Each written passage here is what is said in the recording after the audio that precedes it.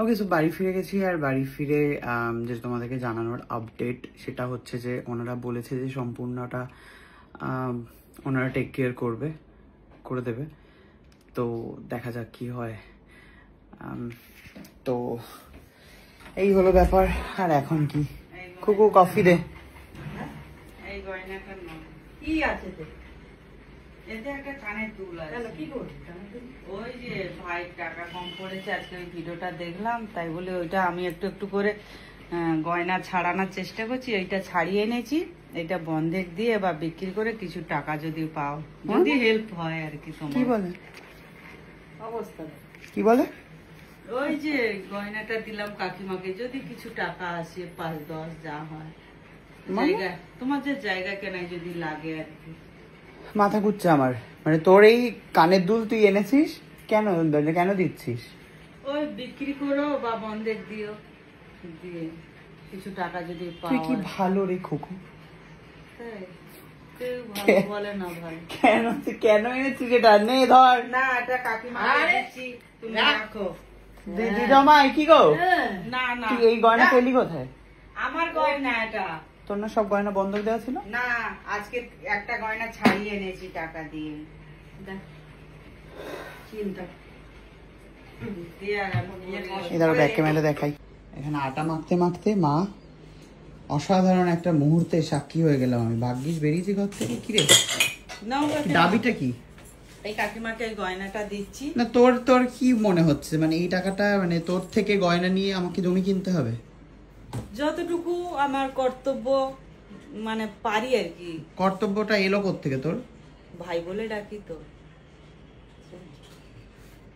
চিন্তা কর দিদা। ওকে না না সব হয়ে যাবে, সব ঠাকুরের কৃপা, সব হয়ে যাবে, সব হয়ে যাবে খুকু। ভাই তো রক্ষম নয়। বুঝতে পেরেছো? বুঝতে পেরেছো? কাঁদছিস কেন বাবা রে? এখানে এখন ইমোশনাল পর্ব চলছে বাড়িতে, আপনারা দেখতেই পাচ্ছেন। ইমোশনাল মুহূর্তে সাক্ষী হয়ে রইলেন আপনারা, সাথে আমি।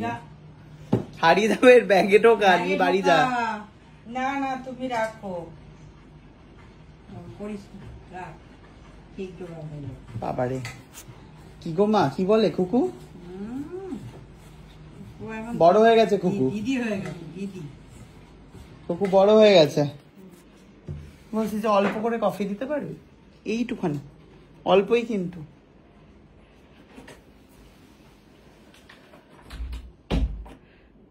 কি বলবো আমি বুঝতে পারছি না, আমি জাস্ট বুঝতে পারছি না। মানে এত মানুষ আপনারা কমেন্ট করেন যে খুকুকে মাথায় তুলো। ইনফ্যাক্ট আগের ভিডিওতে লাথি মেরে চলে যাবে, এই হবে ওই হবে, কত কথা আপনারা মানে যারা বলেন ওকে নিয়ে। মানে বুঝতে পারছেন কি হলো বিষয়টা আমাদের সাথে এক্ষুনি?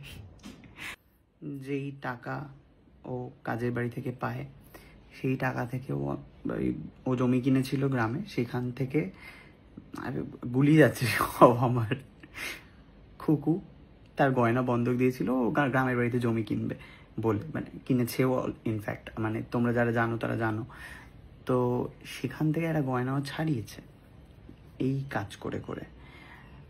সেই কাজ করে করে গয়না ছাড়িয়ে সে দিতে এসছে যদি আমাদের জমিতে কিছু হেল্প করতে পারে। মানে এই ধরনের মানুষ আমার সব পাশে পাশে রয়েছে, বুঝছো তো? মানে এই পজিটিভ এনার্জিগুলো থাকলেই আর কিছু চাই না। মানে পজিটিভিটি দরকার খালি।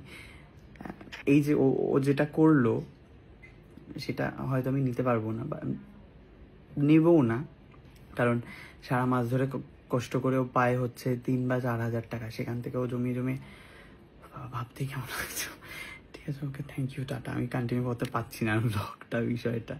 আমি প্রচণ্ড ইমোশনাল মুভমেন্ট এখন। হয়ে যাবে, আশা করি জমিটা হয়ে যাবে। আর প্রচুর মানুষ আমাকে প্রচুর উইশ করেছো যে ডেফিনেটলি হয়ে যাবে। তো হয়ে যাবে, অল ইজ ওয়েল।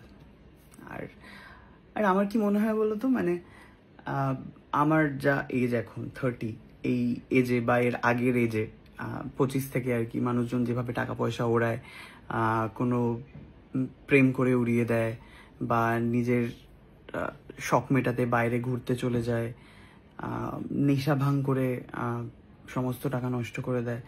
তো আমি এগুলো না কখনো করিনি, বিকজ আমি আমি আমি একটা অভাব দেখে বড় হয়েছি। তো আমার মনে হয়েছে যে না, এগুলো আমি করতে পারবো না। হ্যাঁ, কয়েকটা শখ ডেফিনেটলি আমারও থাকে, আমিও পূরণ করেছি। আমার গয়নার শখ আমি পূরণ করেছি, মানে করছি ইনফ্যাক্ট। মোবাইল ফোন যেটা লাগে আমার অ্যাপেল, প্রত্যেক বছর আমি চেঞ্জ করি। তো এইগুলো আমি করি, মানে এগুলো দরকার। মানে আমি যে প্রফেশনে আছি সেখান থেকে জামা প্যান্ট একটু কিনতে হয়। তো তার বাইরে আর তো কোনো বাজে খরচা করি না। আর আমি যেটা করছি সেটা তো কোনো অসৎ কোনো উদ্দেশ্য নেই আমার। আমার উদ্দেশ্য খুবই সৎ।